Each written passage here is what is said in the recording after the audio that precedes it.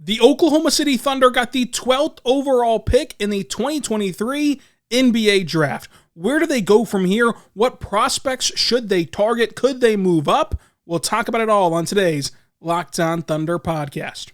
You are Locked On Thunder, your daily Oklahoma City Thunder podcast. Part of the Locked On Podcast Network, your team every day.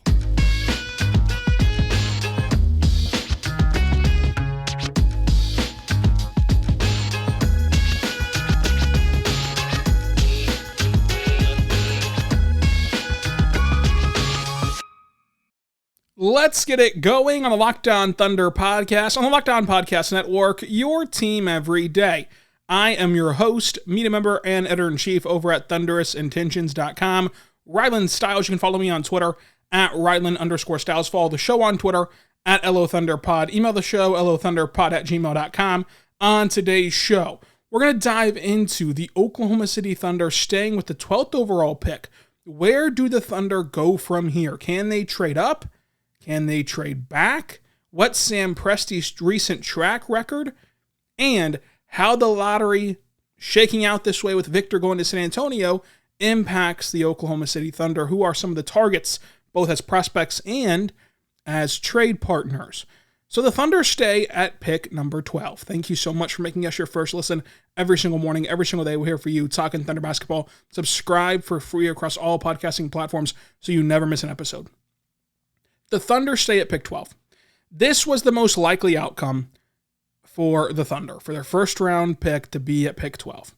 They will now pick at pick 12, 37, and 50 in the 2023 NBA Draft, with a ton of future draft capital. The Thunder also have had a lot of history at pick 12, most notably last year, Jalen Williams, who was runner-up for Rookie of the Year in 2022, Steven Adams, also the 12th overall pick. Nick Collison, the 12th overall pick in Seattle. Robert Swift, the 12th overall pick in Seattle, and some more on down the line. The Thunder have not had a pick at 37 since 1994, back whenever they were with, of course, Seattle. And in pick 50 history, they've only selected there once. It was in 2008. It was for Devon Harden, who did not play a game in the NBA. So pretty much a clean slate for their 2 second-round picks. But pick 12 has been kind to Oklahoma City. It's important to note the Thunder are picking at pick 50 instead of where we thought that they'd pick entering lottery night, because San Antonio is ahead of Houston. And this is actually a good thing to move back from a top 40 pick, having 2 top 40 picks going back to 50. At pick 50, that guy's going to sign a two-way deal. Like if you simply draft at 12, 37, 50, you only need to create 2 standard NBA contracts, which helps your roster crunch. And if you pick at 12, 37, 50 and do not re-sign Dario Saric, you would only need to create 1 roster spot from this roster. So you'd be able to kind of kick the can down the road on this roster crunch. That'd be great for Oklahoma City. So even though the pick did fall in the sense of the second-round pick falling to 50, it actually helps OKC when it comes to navigating the roster situation. And the Thunder have had a recent track record of being really good at picking late in drafts. Notably, Aaron Wiggins at pick 55 has become a rotational piece after starting his career on a two-way deal. So at 12, what are the Thunder looking to do? There are some dream targets. I think that some dream targets who aren't going to be there would be like Jarace Walker and Taylor Hendricks. Like they will not get to 12, will not get close to 12. You'd have to make a pretty significant splash trade to get either one of them. The next one up on that rung of like dream candidates is Grady Dick. And Grady Dick, I think, is well within the range of 12. He could go 10. He could go 12. He could be on the board at 12. He could be off the board by pick 10. Like he's just kind of up and down where it's not like a slam dunk. He'll for sure be there, but he's much, much, much closer to pick 12. And so the reason that Grady Dick would be the top kind of prize if you can have it fall that way while actually thinking it'll fall this way. So like Jarace Walker and Taylor Hendricks, those are 2 prizes that it's just not going to happen. They're just not going to fall to 12. Now, you could trade up for them, which we're going to get to later on, but in terms of like if you stay put at 12, they're just not going to be there. Grady Dick could be there. And his three-point shooting is incredible. He has not only a quick release, but a release that's repeatable and a release that he gets off within traffic and at a moment's notice, both off the dribble, off the catch, in transition, off of screens, moving, off ball. He does it all as a shooter. He also is a really good playmaker in the sense of being a guy who connects the offense and keeps things in rhythm, and the ball doesn't stick to him. He understands how to rotate defensively and how to play off-ball defense. He's not going to be a point of attack defender whatsoever, but he is still a really good option to tie together this Thunder rotation. I've already done a Grady Dick draft profile and projection. You can go find that from last Friday on the YouTube channel or anywhere else you get your podcast from. We already have a Grady Dick draft profile and projection. Already have one up on Taylor Hendricks and Jerice Walker as well. So Grady Dick would be a dream come true. And if he was on the board when the Thunder were picking, I would race to the podium and have Grady Dick's name be put on that card for Oklahoma City. I think that he is one of the ones that you want in OKC if you stay at 12 especially. For another one who I think will for sure be there, which I can't say the same for Grady Dick. He could be taken before 12, but he's much closer to that range. Will for sure be there is Leonard Miller. Leonard Miller is a name that has been climbing up the draft boards and mock drafts and big boards throughout this process. And to kind of tell you how quickly things have shifted for Leonard Miller, at the Sam Presti press conference, at the exit interview for Sam Presti, I made note in the draft room in the press conference room that I was a Leonard Miller fan, and there was more than one fellow media members who did not like that kind of declaration. Did not like that I liked Leonard Miller. Did not like Leonard Miller, and now people are coming around on Leonard Miller because he is just an absurd athlete. He is just awesome in transition. He's great at running the floor. He's a great pick and roll man for his size at 6'9", which I really like. Obviously, the shooting has to come around. He shot 32% from beyond the arc. That has to get better.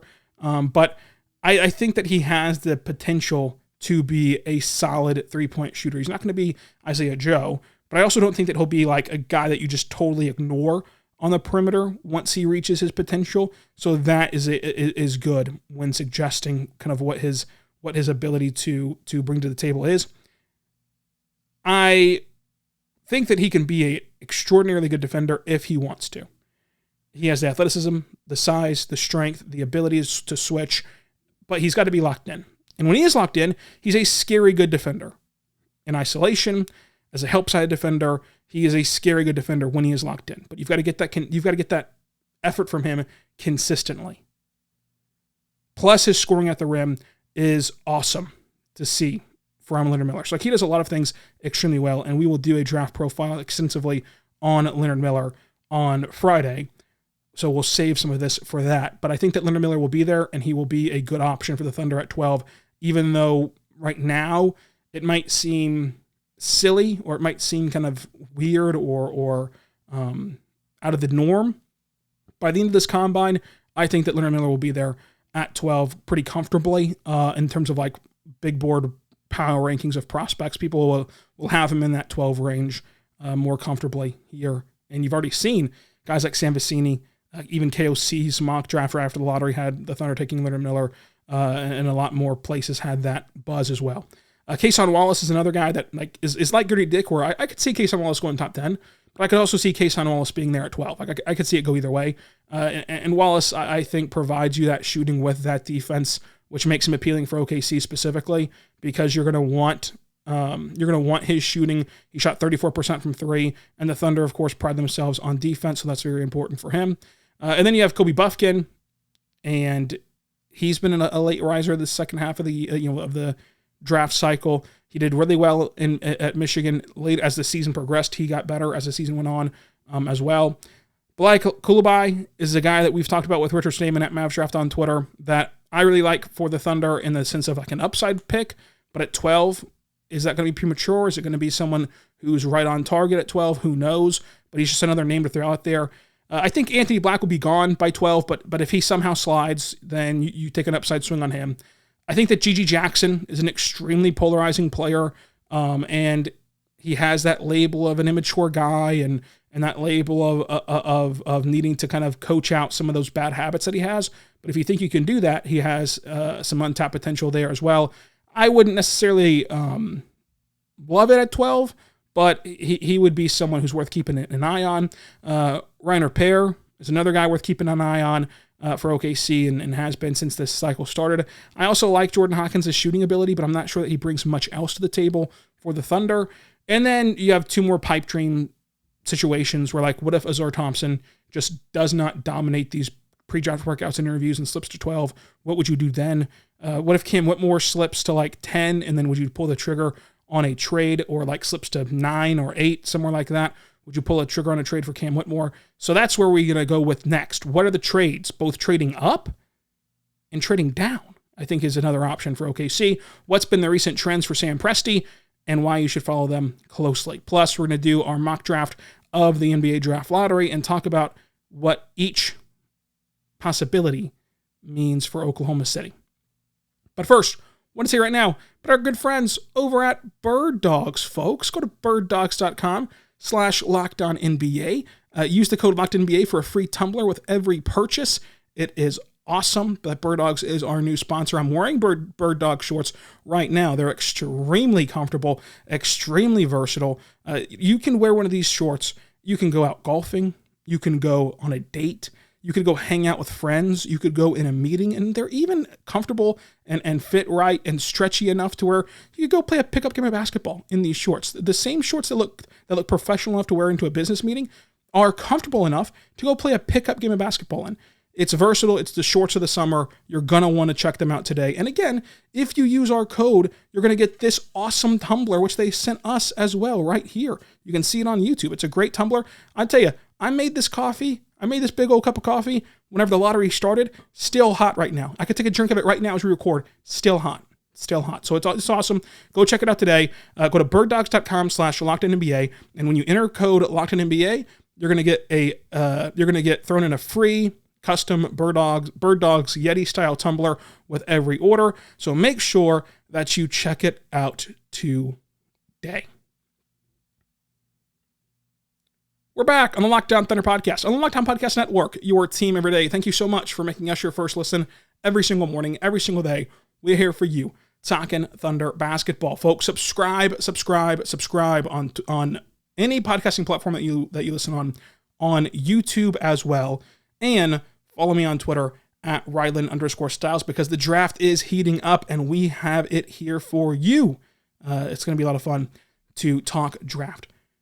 Now, let's talk trades. So here's the trend. Sam Presti has made a draft day trade every year since 2019. He traded down in that draft to get Darius Bazley. He traded up in 2020 to get Pokashevsky, who everyone knew was his guy. Keep in mind how important that is. In 2021, he traded up for Jeremiah Robinson-Earl. In 2022, traded back into the first round to get Ousmane Dieng and walk away with 3 lottery picks. I would be shocked if this trend does not continue.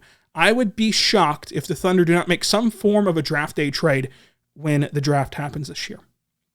So here's where the Thunder sit. If they zero in on a guy, and we won't know this until it happens or doesn't happen, but for example, Trace Walker is a guy that I love for Oklahoma City. I love Trace Walker. I love Grady Dick. I love Taylor Hendricks. All 3 of those guys should be gone by pick 12. Now, Dick could fall to 12, but should be gone by pick 12.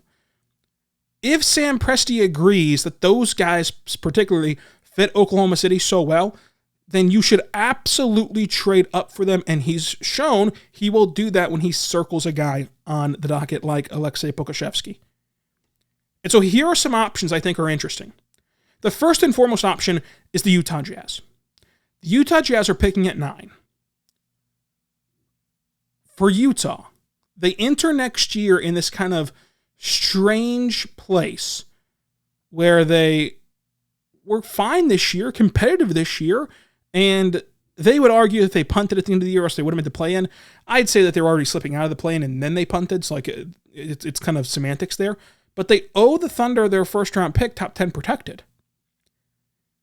And so if you're the Jazz, would you just say, hey, this was a better season than we thought it was going to be. We're not really in love with anybody at 9. It's more advantageous for us to take pick 12 and get our first round pick back with no restrictions next year than to sit here at 9. And then the Thunder move up to 9 and get a guy that they love. That's how draft day trades are made. And that's why the Thunder cannot just overwhelm, say, the Spurs for the first overall pick. Like, I know that you have that in your mind and this pipe dream in your mind of like trading up to an extraordinarily level. Draft day trades are not built upon overwhelming teams with assets. Draft day trades are built upon you get your guy still, but we get ours.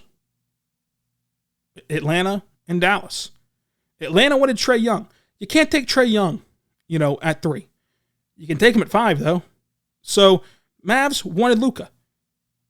We'll give you 5. You get your guy, we get our guy at 3, but we're also throwing a first-round pick. That's how draft day trades get made. And so, with Utah, you're in this odd spot next year with do you tank next year? It's a weak draft class next year, but you still want your pick. And you might not be in love with him at 9 who you can't get at 12 or a similar comparable player at 12. Let's do 9 for 12. We'll throw in your pick back to you. Maybe even an additional sweetener too. That's a team I'm really circling for the Thunder. Mavericks at 10 is a team that I don't think people are viewing in the right way. The Mavericks' goal is going to be to trade this 10th overall pick for a player who can play playoff-level minutes in their rotation. A rotational player who's really good for them. That's their plan. Well, everyone's got a plan until they're punched in the mouth. Let's see if they can actually find that. And if they can't find that, if they see on draft night, all right, that there's no one out there who will give us a veteran player that can fit in our rotation for the 10th overall pick that makes sense for either side, we're going to need to take a prospect. Well, why wouldn't you move from 10 to 12, take said prospect, take a prospect if you can't move off of the 10th pick for a rotational player, take the 12th overall pick and get future first-round picks to kind of reload some of that cupboard and reload some of those assets to be able to put yourself in position to make the next move or to go make a move for a veteran player with future assets. So the Mavs, I don't think I would count out just yet if they cannot find a veteran rotational player, which they might not be able to.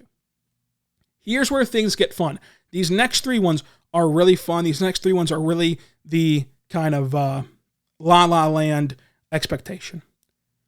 The Wizards at pick 8. They have a brand new GM. We don't know who it is yet, but they're going to have a brand new GM. Would you give them pick 12 and multiple first-round picks so that GM who walks into this job, you didn't get lottery luck, you have a lot of questions about Bradley Beal's future, you have to figure out how to bring back, Kyle Kuzma and KP. Would you want to start your tenure off by taking someone at 8 who probably isn't, quote unquote, the value of an 8th overall pick in the sense of he's not going to revolutionize your franchise? So would you rather trade back from 8, get pick 12, and you're going to get a similar level of player-ish at 12, but you get multiple future first-round picks. That way, you have this for one of 2 reasons. Either one, those multiple future firsts help you build around a team that's already expensive and Bradley Beal, Kyle Kuzma, KP, and the 12th overall pick. Or if you do determine, hey, got to trade Bradley Beal. We've got to get out of the Bradley Beal business. That just helps you elongate your treasure chest after you restock it from trading Bradley Beal eventually. That puts you in an even better position once you do trade Bradley Beal. So either way it goes, either way, if you keep him or don't keep him, you like the way that looks if you're the Wizards' new GM. Because it's not like you're going to get a star anyway.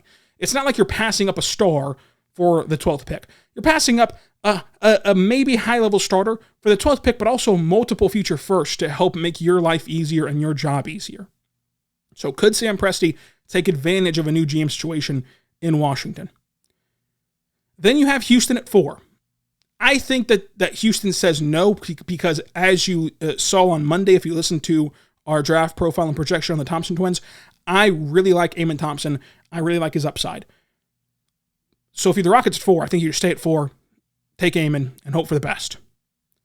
But what would it take? Would it take 12 and all the Rocket stuff back plus stuff? or just 12 and all the Rockets picks back to them. But I doubt either side would do this. But specifically Houston side, I don't think would do this for multiple reasons, but mainly because I think that Amon's actually a really good player. I will caveat this with, I was all in on Jalen Green before he was a Rocket. I was all in on Jabari Smith before he was a Rocket. And people are kind of down on those two guys right now. And then the last one, the Detroit Pistons at pick 5. You've just received the worst possible luck. You've been tanking and tanking and tanking, and you got bad luck, and you're not even going to get the shot of Amen Thompson. At 5, you are hoping that a guy like Cam Whitmore just taps into all of his potential. However, I think a guy like Cam Whitmore, I think a guy like Azar Thompson, I think that those caliber of players who have that upside are going to need an extraordinarily good developmental staff and an extraordinarily good culture to reach their ceiling. And Detroit, with a first-year coach, likely is not going to have that environment to foster that upside and foster that development. So, if you're Troy Weaver, has a good relationship with Sam Presti, would you trade pick 5 and take 12 and you get the tank again because you know you're going to tank again after getting such bad lottery luck, and you get even more future assets to kind of walk the line of tanking and streamlining this next season? Maybe. Again, probably not. I think I've pretty well put this in order of like most to least likely to happen, but like it's at least an option to talk about on the table if you're Detroit. And you might end up hanging up. You might end up saying no, but it's at least an option for you. Now, let's talk trading down. There's only a few names that I'd circle. The most likely one would be a simple draft day trade, which we gave the example of Luka and Trae Young. This is what it is for the Thunder in this case in trading down. You call up New Orleans, and it's a classic, hey, our guy's not going to be here at our pick, but at 14, but he'll be there at 12. Your guy will be there at 14 and 12. So we'll give you a future first plus 14 for 12. So we get our guy, and then you still are going to get your guy, no harm, no foul. Let's say that the guy's Leonard Miller and the Raptors aren't going to take him. You know the Raptors aren't going to take him. And you want to take him at 14. Pelicans want to take someone else at 12. You make this trade, get a lightly protected future first-round pick, and go on about your business. That'd be like one of the options of trading down. Now, why would you do that? Because everyone would be crying and screaming and kicking and screaming and crying bloody murder that Sam Presti got another future first-round pick. The CBA cannot stress enough how the CBA is going to change the NBA, especially as you start to re-sign these core pieces to where you're going to need cost control talent and first-round picks get even more valuable in the future with this new CBA rules. So you can never have too many first-round picks. That's the easiest one. That's the simplest one. And that's one that I don't think will happen, but it's worth talking about. Another one. What if Atlanta just loves someone at 12, but they're at 15 right now? And you trade back from 12 to 15, and Atlanta gives you maybe a future first. Well, for sure a future first, but maybe just something a little bit better than a future first as well. That could happen. And then with the Jazz, who already have a cupboard full of first-round picks and have some quote-unquote money to blow, if you will, what if they say, look, didn't tank the way that we thought we would, but we can go from pick 16 up to pick 12, and we're willing to pay a pretty penny to do so. Something to consider. Something to consider. I think that all options are on the table, but I would be shocked if we leave draft night and the Thunder selected at 12, 37, and 50. I think that Sam Presti will continue his trend of trading picks, continue his trend of trading in the draft. And those are just draft day trades, by the way. It's not even including trading the 33rd overall pick to Denver, and they get Peyton Watson. So he is known for making these draft day trades and trades around the draft, and I think that he'll do it again. Coming up, let's run a quick NBA draft lottery mock and see how it impacts OKC. We're back on the Locked On Thunder podcast, on the Locked On Podcast Network, your team every day. Thank you so much for making us your first listen every single morning, every single day. We're here for you, talking Thunder basketball. Hey, folks, we're here again. Subscribe for free across all podcasting platforms and subscribe on YouTube because this is going to be fun.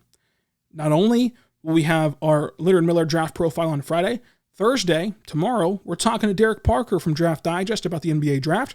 Next week, we'll chat with Richard Stamen at Mavs Draft on Twitter about the draft post-lottery, and also some more NBA draft profiles from now until the start of the draft. So we've got jam-packed wall-to-wall Monday through Friday content here on Locked On Thunder.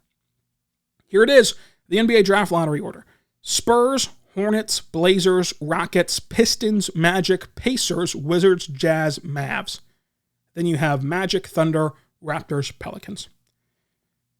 First and foremost, the Spurs win the Victor sweepstakes. I'm extremely jealous of the luck that the Spurs have had and the luck with generational big men that the Spurs have had. But I think the most eye-popping way that this impacts OKC, Victor's in the Western Conference. And I don't mean that in the sense of shiver my timbers if Victor Wembanyama is going to be battling out with the Thunder over and over again in the conference. I mean that in the sense of if Victor is who we think he is, and if Chet Holmgren is healthy and who we think he is, that will be a manufactured but real rivalry. I think that people will manufacture it because they're so similar and they're so similar and kind of play style and hype. And I think that Chet Holmgren plays with that chip on his shoulder. Well, he'll make it a rivalry too. I think that Victor will buy into that as well, to where that's going to be legit fun to watch them go at it 3-4 times a year. And it wouldn't shock me if opening night is Spurs Thunder, and it's on ESPN, and it's the Wednesday after the Tuesday opener on TNT. It's the Wednesday ESPN opener for the Central Time Zone. Would not shock me a bit if that's how they go about this, because you're going to get the eyeballs of Victor's debut. It'll be also Chet Holmgren's debut, and they get to match up with each other. So I don't say that in the sense of like, oh, I'm scared now that Victor's going to will the Spurs to be a powerhouse, but more so like that's a pathway to some good old-fashioned NBA rivalry stuff and some good old-fashioned NBA storylines, which I love. The Hornets getting number 2. This is the perfect team for drama. And I don't mean it in the bad way of like the Hornets way of like, oh, it's the Hornets, they're going to mess it up. No, I just mean that the Hornets are a team where you can legit have the debate, Scoot versus Brandon Miller. Me personally, I side with Scoot. I think that Scoot in the middle could make it work. I think that Scoot has absurd amount of upside and potential to be a superstar in this league, whereas I think that Brandon Miller could be a multi-time all-star, it's in like 1 or 2 or 3 times, but still be a high level rotation, a high level starter in this league, where Scoot could be a superstar. I love Brandon Miller. I'm a huge Brandon Miller fan on the court, but I think that Scoot just has more of a ceiling, more of an upside. So I would go with Scoot and try to see if you can have one of the best backcourts in the league with Scoot and LaMelo. However, I truly and honestly do hear out the idea that the Hornets would be better off playing for fit with Brandon Miller. I just lean to Scoot, me personally. So like that's a debate that we're going to have from now until draft day. And if the Hornets go Brandon Miller, that is all out chaos. Again, not because it'd be a mess up or a bad pick, but because of what happens next. So let's say that it goes Victor, San Antonio, it goes Miller to the Hornets. The Blazers. Scoot's there. Are you trading Dame? Are you keeping Dame? If you trade Dame, you have a launching pad between whatever you get back for Dame, plus Shaedon Sharpe, plus you have Simons, plus you have Scoot Henderson. That is a huge launching pad to your rebuild. If you're keeping Dame, what do you do at pick 3? Do you trade it? Do you trade pick 3? Even though you're likely only going to get, again, overwhelmed with future assets and not like a tangible piece, but then you do that. You trade pick 3 for a future assets package, but then you use those future assets to fill out your roster? Maybe. But the Blazers are so interesting, specifically because they might get Scoot Henderson. They might be on the board. Scoot Henderson might be on the board whenever they pick. And you're just kind of up in the air. So I think it's going to go Victor, Brandon Miller, Scoot. Rockets, you just rush to put in Amon Thompson. You make the best out of a worst scenario, and Amon Thompson, you hope, hits that full potential of his, where he is a really, really high-level player in this league. The Pistons at 5 is devastating. I think that you swing for Kim Whitmore or Izar Thompson with just their pure upside, but it is scary to put a first-year head coach in charge of their development, which I think will be one that needs a lot of nurturing. So it's difficult, but I would go Whitmore. With the Magic at 6, I think that the Magic are in a spot here where, like, because they have the pick at 11, sure, Hendricks and Walker and Grady Dick and Kayson Wallace, like, they'd be players who help the Magic win games next year, but you're in a scenario here where you can afford to take a risk, right? You can afford to take whoever falls to 6 out of Cam Whitmore or Zara Thompson and just hope that they hit their absolute ceiling. And if they don't, you shrug your shoulders and move on because you already have such a stockpile of talent, and you've got pick 11 to scoop up whoever remains out of Taylor Hendricks, out of Jerice Walker, out of Cason Wallace, out of Grady Dick, out of Anthony Black. You still have pick 11 to get the best of the remaining ones while taking a humongous upside swing. Then you have the Pacers, who I'm interested to see what they do. Rick Carlisle, not the best coach for rookies in the sense of like letting them roam and stuff. Would they go Taylor Hendricks? Would they go Jerice Walker? I think they go one of the two. Wizards, Jerice Walker. Jazz, Cason Wallace is interesting. The Mavs, again, I think they're going to be looking to trade that pick, but they might take Anthony Black there, Grady Dick, 10, 11. The Thunder, Leonard Miller would be an option, of course, as we talked about before. Also trading up is an option for them.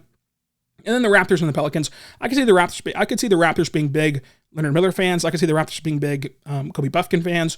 I could see the Raptors kind of being in on those two guys. And then the Pelicans, I could see them fielding phone calls for the 14th overall pick when it's all said and done.